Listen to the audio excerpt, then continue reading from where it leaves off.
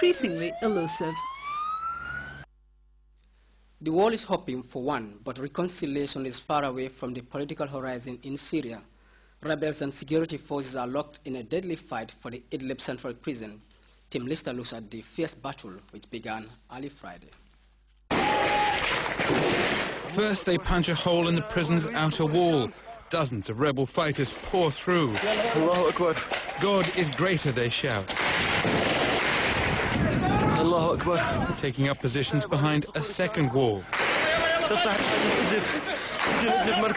Heavy gunfire follows. There are casualties. One opposition source says 10 fighters were killed. Idlib's central prison is like a fortress. Human rights groups say detainees have been tortured here. Twice a regime plane roars overhead. There are anxious glances, futile shots into the sky. But the rebels are much better armed than they used to be.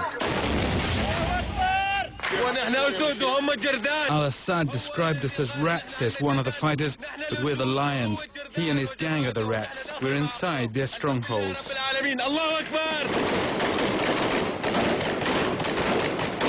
Eventually, they penetrate the prison's defences. Inmates wave in desperation as gunfire echoes through the compound. The rebels wrench the bars from cell windows. A few minutes later, a couple of dozen prisoners are free. And then, the job of getting them to safety. Altogether, opposition activists say some 300 inmates have been freed from the prison, criminals and political prisoners, they say. 3 rebel brigades were involved in the attack, but according to activists, the regime still controlled parts of the prison by nightfall Friday. It's the last major government-controlled site west of the city of Idlib, an area where the rebels are remorselessly gaining ground. Tim Lister, CNN, Atlanta. We'll take another break, but sports news is next.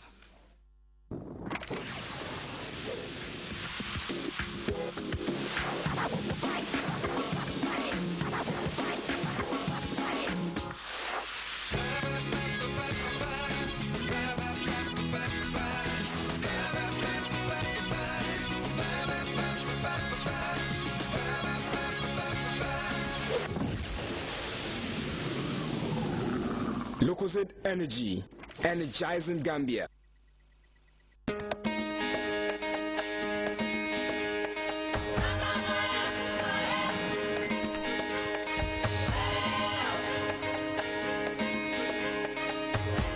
At EcoBank, we see a great future, one that's full of opportunity for those who want to be the best.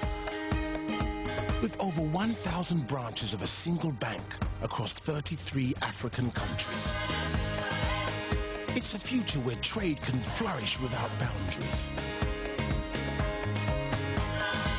The future is breathtaking, with enormous cross-border investments helping business and government build new infrastructure, while individuals achieve their ambitions right across Africa. The future is Pan-African, and EcoBank is the Pan-African bank. It's now time for the sports news with my colleague Fatou Jassi. Jassi, what do you have for us? Thank you very much, Fabra. Former Gambian coach Paul Put has held Burkina Faso and their 17-match winless run in the Nations Cup with a comfortable 4-0 thumping of Ethiopia. French-based forward Alian Traore was in inspired form, scoring 2 outstanding goals to give the Stallions hope of qualifying from Group C. Elsewhere, defending champion Zambia had goalkeeper Mewini to thank after saving from John Obi Mikel from the spot and scoring himself from the penalty area to draw with the Super Eagles. We have details in this report. On Friday, Zambia took on Nigeria in the Africa Cup of Nations Group C match, with both teams hoping to move to the quarterfinals. Zambia looked likely to take an early lead with this strike from Renford Kabala. And the Super Eagles were awarded a first-half penalty, but John Obi Mikel failed to convert it.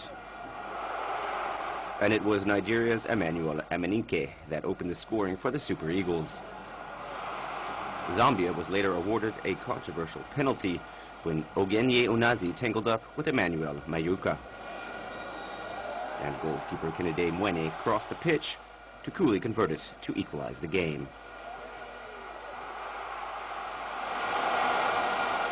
In the second match of the Group C doubleheader, Burkina Faso thrashed Ethiopia 4-0.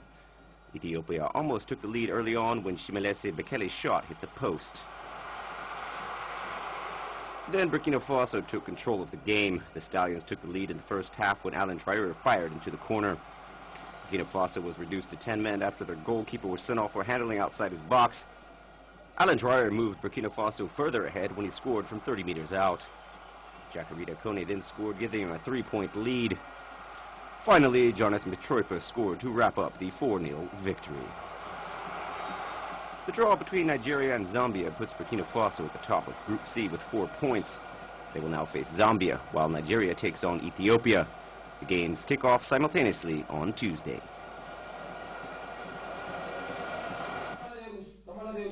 Well, that's all for sports, and back to you, Famara. Thank you very much for Jassy. And before we go, a reminder of our top stories. The seaside settlement of Sanyang has organized its maiden cultural festival, uniting 12 traditional groupings from the community. The network on gender-based violence and partners have gathered to raise awareness of participants on pertinent issues affecting women and girls. Malian troops have pushed Islam's militants further into the north, gaining more ground amid new accounts of brutality by government forces. And still far from reconciliation, Syrian government troops and rebels are locked in fierce firefight for the control of Idlib Central Prison. That's all in this edition of the news. Thanks for the pleasure of your company, and do stay tuned to GRTS and enjoy a range of interesting programs from me, Famara Fofana, and the rest of the news team. Do have a good evening.